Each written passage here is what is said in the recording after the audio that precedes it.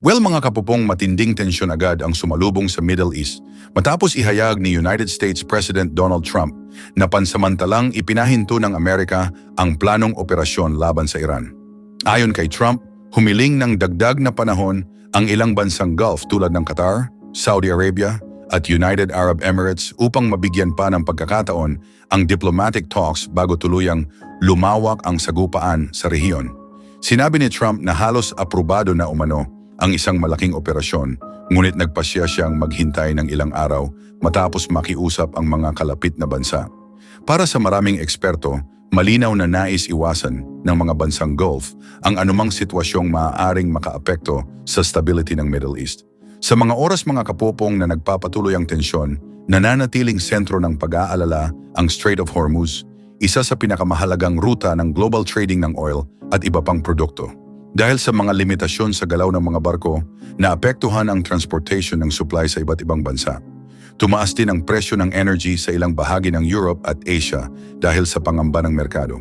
Nag-warning naman ang ilang opisyal ng Iran na handa silang tumugon sa anumang posibleng kilos mula sa ibang bansa.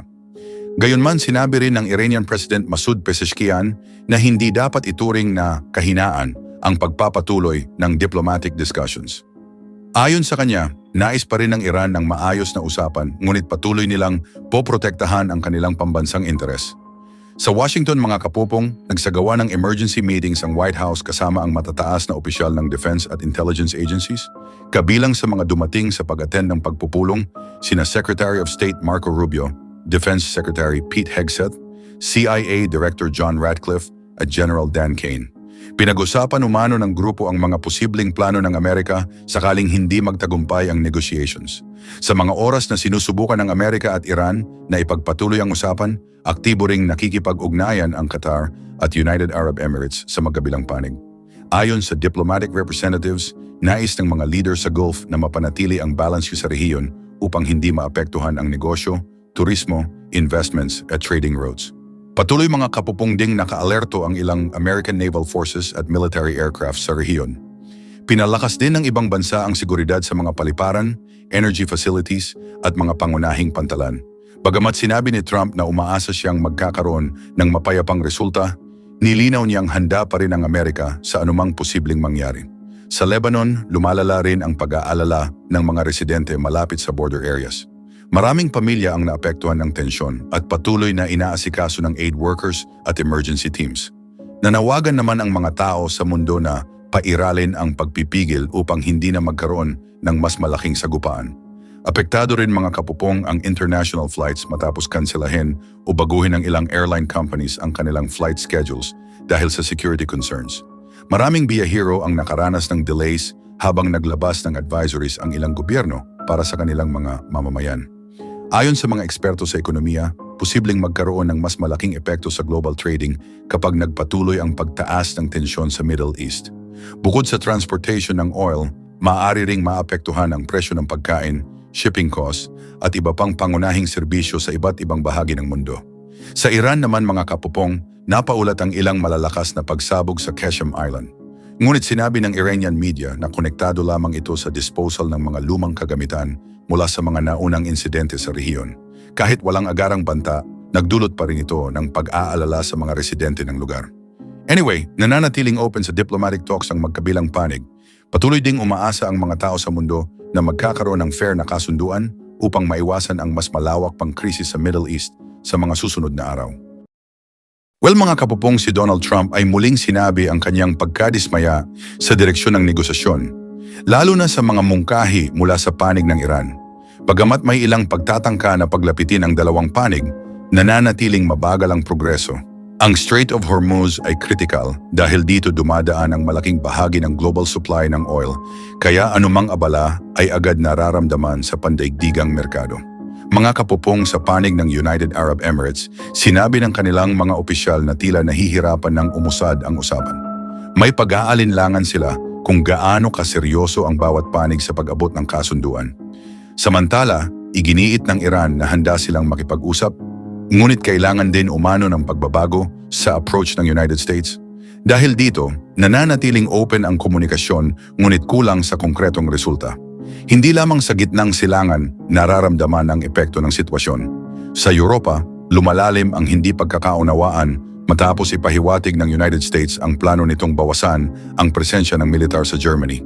Tinatayang aabot sa 5,000 personnel ang maaaring maalis, isang desisyong ikinagulat ng ilang European leader.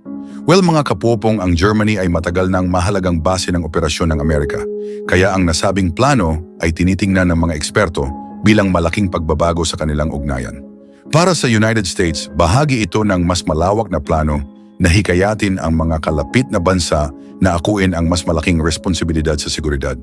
Dagdag pa rito, sinabi ni Trump na maaaring isama ang Italy at Spain sa mga bansang maaapektuhan ng pagbawas ng tropa. Ito ay matapos tumanggi ang dalawang bansa na makiisa sa ilang operasyon na may kaugnayan sa Strait of Hormuz. Dahil dito, lalong naging malinaw ang pagkakaiba ng pananaw sa loob ng alyansa. Anyway, mga kapupong, sa mga oras na sinusubukan ng mga European leader na mapanatili ang balance sa kanilang relasyon sa United States, iginiit nila ang kahalagahan ng malinaw na plano at koordinasyon. Para sa kanila, hindi sapat ang biglaang desisyon, lalo na sa mga sensitibong issue na may kinalaman sa seguridad at trading. Patuloy rin ang pagtaas ng pressure sa Strait of Hormuz. Ang pagbaba ng bilang ng mga barkong dumaraan ay nagdulot ng pagtaas sa presyo ng oil at energy sa pandaigdigang merkado. Dahil dito, apektado ang iba't ibang sektor mula sa transportasyon hanggang sa manufacturing. Nanawagan ng United States sa mga kaalyado nito na tumulong sa pagpapanatili ng seguridad sa nasabing ruta. Ngunit may ilang bansa ang nag-aalangan dahil sa pangamba sa posibleng pagtaas ng tensyon. Ipinapakita nito kung gaano kahirap magdesisyon sa gitna ng ganitong sitwasyon. Well mga kapupong, ang epekto nito ay hindi lamang pangrehiyon kundi pandaigdigan. Ang pagkaantala sa supply chain ay nagdudulot ng problema sa trading at ekonomiya ng maraming bansa. Maraming kumpanya ang nag-aabang sa susunod na mangyayari dahil anumang pagbabago ay maaaring makaapekto sa kanilang operasyon. Sa kabila ng mga hamon, patuloy pa rin ang komunikasyon sa pagitan ng iba't ibang bansa. Ang China at iba pang mga bansa sa Asia ay nananawagan ng mapayapang resolusyon. Para sa mga tao sa mundo, mahalaga ang katatagan ng Strait of Hormuz upang mapanatili ang maayos na daloy ng trading at energy resources. Pero mga kapopong, aminado ang mga eksperto na hindi madaling makamit ang kasunduan. Ang magkakaibang interes ng bawat panig ang isa sa pangunahing hadlang.